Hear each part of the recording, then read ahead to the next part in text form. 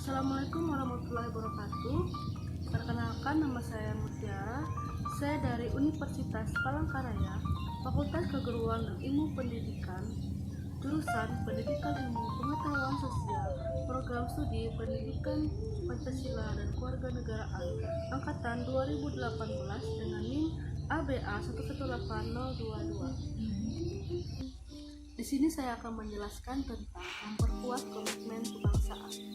Semangat dan komitmen kebangsaan pendiri bangsa Indonesia lahir dan bangkit melalui sejarah perjuangan bangsa yang pernah dijajah oleh Belanda dan Jepang.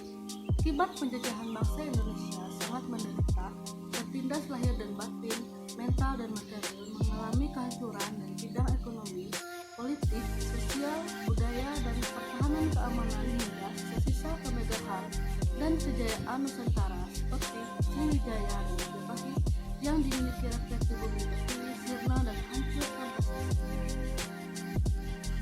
Sejarah Indonesia meliputi suatu rentang waktu yang sangat penting, dimulai sejak zaman prasejarah berdasarkan penemuan manusia Jawa secara geologi wilayah Nusantara, merupakan pertemuan antara tiga lempeng benua, lempeng Eurasia, lempeng Indo-Australia, lempeng Pasifik.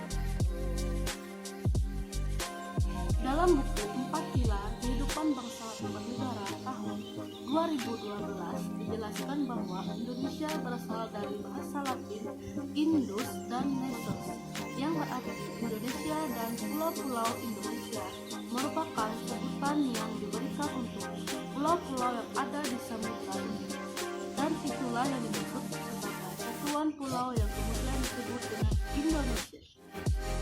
Kerajaan Majapahit menyatakan cikal bakal negara Indonesia. Majapahit yang keberadaannya sekitar abad 13 sampai abad 15 kerajaan besar sangat berjaya, terlebih pada masa pemerintahan Majapahit. Raja Mada yang wafat sekitar 1360-an. Raja Mada adalah Mahapahit Majapahit yang sangat disegani. Dialah yang berhasil menyatukan Nusantara yang terkenal dengan Sumpah Palapa, sumpah yang menyatakan tidak akan pernah beristirahat atau berhenti berkuasa sebelum Nusantara bersatu. Berikut ini kalian dapat mengkaji bagaimana keras dan sulitnya perjuangan pendiri negara, yaitu Insinyur Soekarno dan Muhammad Hatta dalam memperjuangkan kemerdekaan bangsa Indonesia. Insinyur Soekarno, Presiden pertama Republik Indonesia. Soekarno yang biasa dipanggil Insinyur Soekarno, Presiden pertama Republik Indonesia. Soekarno yang biasa dipanggil Bung Karno, lahir di Blitar, Jawa Timur 16 Juni tahun 1901 dan meninggal di Jakarta 21 Juni 1970. Ayahnya bernama Raden Swekemi Sosrodiharjo dan ibunya Ida Ayu Nyomai Rai. Perjuangan Insinyur Soekarno didasarkan semangat dan komitmen akan kemerdekaan Indonesia. Untuk meraih kemerdekaan, pergerakan perjuangan harus terorganisasi. Maka bersama teman-temannya, Insinyur Soekarno pada tanggal 4 Juli 1927 mendirikan PNI, yaitu Partai Nasional Indonesia.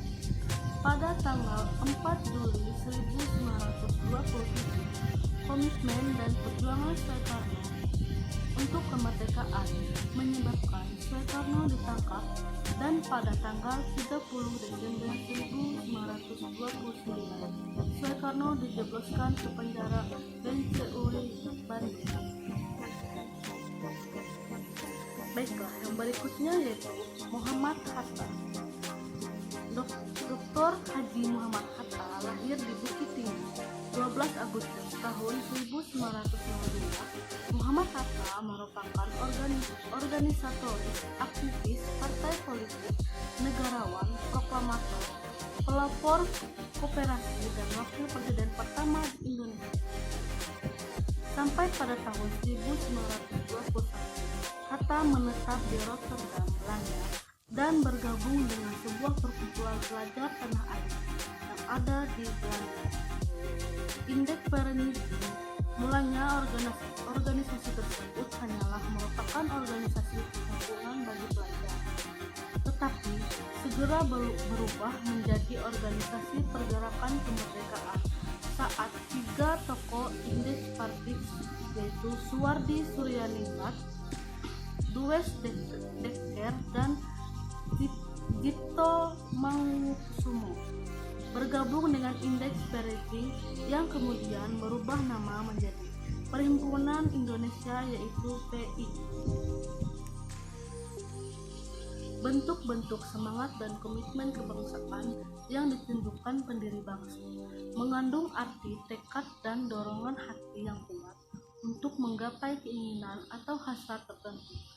Para pendiri negara bersemangat berjuang untuk kemerdekaan Indonesia. Pelajar bersemangat belajar untuk menyongsong masa depan dan untuk pembangunan bangsa Indonesia.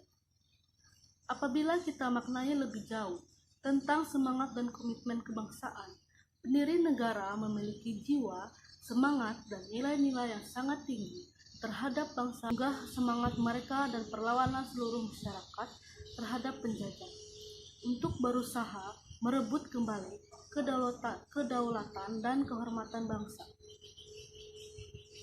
Timbullah jiwa, semangat, dan nilai-nilai kejuangan, nilai harkat dan martabat manusia, jiwa dan semangat kepahlawanan, kesadaran anti penjajah atau penjajahan, kesadaran persatuan dan kesatuan perjuangan. Tahap perjuangan nasional ditandai dengan lahirnya Budi Utomo tahun 1598, Serikat Dagang Islam atau Serikat Islam tahun 1512. Pada tahun 1528 terjadilah Sumpah Pemuda yang merupakan manifestasi tekad dan keinginan bangsa Indonesia dalam menemukan dan menentukan identitas, rasa harga diri sebagai bangsa, rasa solidaritas menuju persatuan dan kesatuan bangsa, lalu menjurus pada kemerdekaan dan kedaulatan bangsa.